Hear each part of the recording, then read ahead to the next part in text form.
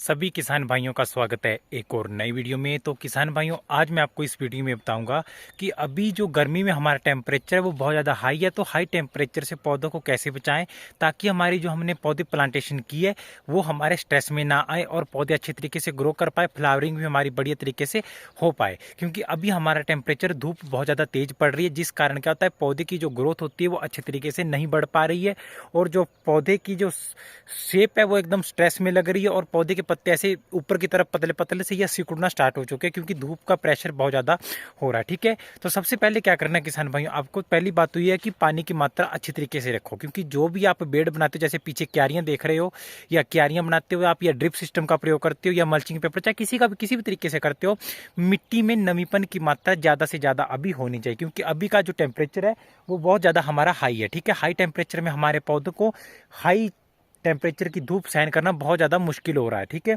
और पौधे हमारे ख़राब हो रहे हैं, पौधों में जो हमारे पत्तियां होती है वो जलना भी स्टार्ट हो रही है, इतना ज़्यादा धूप अब पड़ रही है। इसलिए ज़्यादा से ज़्यादा पौधों में नमीपन बनाए रखो। ठीक है, जितना ज़्यादा नमीपन पौधों में होगा उतना ही हमारा बढ़िया तरीके से होगा। और पानी, आप सबसे मेन कारण स्ट्रेस आने का गर्मी में कि किसान भाई जब भी आप पानी ड्रिंच करते हो, चाहे पाइप से लगाते हो, चाहे बेड में लगाते हो, चाहे इस प्रकार के पीछे क्यारियों में लगाते हो, तो क्या करना है, पानी सुबह के टाइम 8 बजे से पहले पहले लगाओ और शाम को जब 5 बजे के बाद। दिन में पानी नहीं लगाना है आपको, 8 बजे के बाद पानी नहीं लगाना है। क्योंकि जब मिट्टी गर्म हो जाती है तो जो भी हम पानी लगाते हैं वो हमारे पौधों की जो जड़ें होती है उनको हानिकारक बैठता है। ठीक है, उनकी जड़ें होती है वो खराब होने लग जाती है और पौधा हमारा अच्छी तरीके से ग्रो कर नहीं पाता। ठीक है, और दूसरा, अभी चाहे आप नॉर्मल फंगीसाइड या इंसेक्टिसाइड किसी भी प्रकार का प्रयोग करते हैं, नॉर्मल डोज का प्रयोग करो और धूप में कभी भी स्प्रे ना करो, सुबह या शाम के टाइम भी स्प्रे भी करो। तीसरा, सबसे मेन आपको बात रखना है कि ज्यादा से ज्यादा जैविक खादों का प्रयोग करो। ठीक है, अगर आप अपनी खेती में ज्यादा से ज्यादा जैविक खादों या जैविक फर्टिलाइजर का प्रयोग करते हैं या गोबर खाद का प्रयोग करते हैं, या हम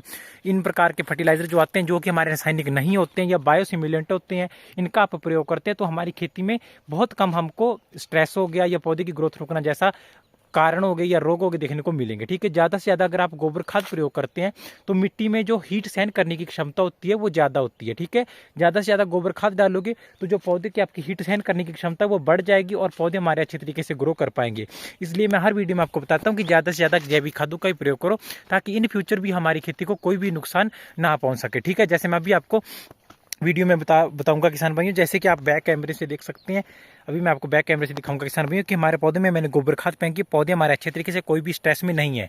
और इसके बाद क्या करना है कि हाई टेम्परेचर आपके क्षेत्र में पड़ रहा है, ठीक है, और बहुत ज़्यादा तेज धूप है, पानी की व्यवस्था भी बढ़िया है, खाद की व्यवस्था भी बढ़िया है। जो आपने बेड बनाई है, ये देखो किसान भाइयों, ये जो बीच में बेड है किसान भाइयों, इनमें आपको हल्की हल्की गुड़ाई करते रहना, कभी बीच बीच में 5-6 दिन बाद हल्की हल्की गुड़ाई करते रहना है ताकि मिट्टी को हवा लग सके। ठीक है, क्या होता है कि जैसे हाई टेम्परेचर बढ़ता है तो मिट्टी में हमारे गैसेस बनना स्टार्ट हो जाती है। ठीक है, जब मिट्टी में हमारे गैसेस बनना स्टार्ट हो जाती है वो पौधे की जड़ों को बैक्टीरिया लगने स्टार्ट हो जाते हैं या रोग लगने स्टार्ट हो जाते हैं। जो जड़ें होती है वो मिट्टी से पोषक तत्वों को नहीं ले पाती। हम पानी अच्छे तरीके से भी डालते हैं लेकिन पानी को एब्जॉर्ब नहीं कर पाती जड़ें, तो हमारे पौधे अच्छे तरीके से ग्रो नहीं कर पाते। क्योंकि अभी के टाइम पे धूप बहुत ज़्यादा, जैसे हम पानी लगाते हैं, पानी लगाने के बाद तेज धूप पड़ती है और जो भी हमारी मिट्टी में होती है उसमें पपड़ी बनना स्टार्ट हो जाती है और पपड़ी बनने के कारण मिट्टी में हमारे गैसेस बन जाती है और हवा क्रॉस नहीं होती। क्योंकि पौधे की जड़ों को भी हवा क्रॉस होनी बहुत ज़्यादा जरूरी होती है। जब पपड़ी बन जाती है, लेयर बन जाती है मिट्टी के ऊपर पानी के बाद, तो वो बहुत ज़्यादा हानिकारक होती है। देखिए हमारा खेत है किसान भाई, यहाँ पे टमाटर है, पीछे भी टमाटर है और ये नीचे भी टमाटर है, उस कहाँ से नीचे भी टमाटर है। ठीक है, सब में ये देखो पीछे,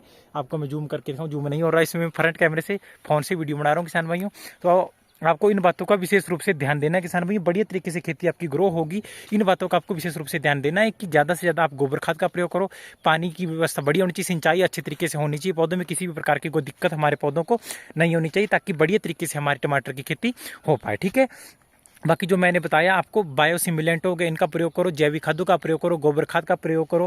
गोबर खाद का अगर कंपोस्ट आपने तैयार किया जिस तरीके से कि आप 4-5 दिन गोबर खाद को एक बर्तन में डालो, उसमें गुड़ डालो, सड़ी हुई छाछ डालो, उस प्रकार का सामान डाल के 3-4 दिन रखो, फिर उसकी आप स्प्रे करो, ड्रिंच करो, वो भी आपका बहुत बढ़िया फर्टिलाइजर बन जाता है। ठीक है, और आप शेड का भी प्रयोग कर सकते हैं। और सबसे मेन बात किसान भाई, जैसे मैंने ये क्यारियां बनाई हुई है किसान भाई, मेन बात ये है, मान के चलो मैंने ये क्यारियां बनाई हुई, तो किसान भाई पौधे की दूरी काफ़ी होनी चाहिए। ठीक है, बाद में क्या होता है कि जब अभी तो हमारे पौधे छोटे, लेकिन जैसे हमारे पौधे बड़े होना स्टार्ट हो जाएंगे तो टेम्परेचर भी अगले महीने और ज़्यादा हाई हो जाएगा। तो क्या होता है कि जो भी हवा आती है वो पौधों में सीधी क्रॉस होनी चाहिए, ठीक है।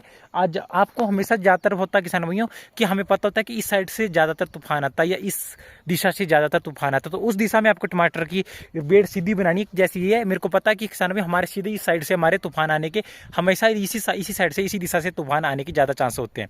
तो मैंने इसी दिशा में सीधी बनाई हुई आती है कि बीच में से हवा क्रॉस हो जाए और अच्छी तरीके से हो जाए, क्योंकि इसमें क्या होगा कि एक तो हवा क्रॉस होने के लिए भी बेड़ बड़ी बनाओ आप। बेड़ बड़ी बनाने से क्या होगा कि चौड़ी होगी तो हवा क्रॉस होती रहेगी, और जो खेत में हम स्प्रे करते हैं मेडिसिन, बहुत ज़्यादा इंसेक्टिसाइड फंगिसाइड, उनकी गैसेज बनती है, तो गैसेज भी हमारी निकलती रहे, ठीक है। अगर गैसेज को हवा लगती रहेगी तो वो गैसेज होती है वो खेत के अंदर नहीं रहेगी, बाहर निकलती रहेगी, क्योंकि जो भी हम स्प्रे करते हैं, रासायनिक फर्टिलाइजर डालते हैं, बहुत से काम करते हैं, तो उनसे एक रासायनिक खाद या ऐसी गैसेज बनती है जो हमारी खेती के लिए हानिकारक होती है और पौधों को बहुत ज़्यादा प्रभावित करती है, स्ट्रेस में लाने को बहुत ज़्यादा मददगार होती है वो, ठीक है। तो उन बातों का आपको किसान भाइयों विशेष रूप से ध्यान देना, ठीक है। तो इन बातों का आपको ध्यान देना किसान भाई। बाकी गर्मी का कोई इलाज नहीं है, यही है पानी आप टाइम से लगाओगे, बढ़िया तरीके से रासायनिक फर्टिलाइजर का प्रयोग कम करोगे, ज़्यादा से ज़्यादा जैविक खादों का प्रयोग करोगे, ठीक है।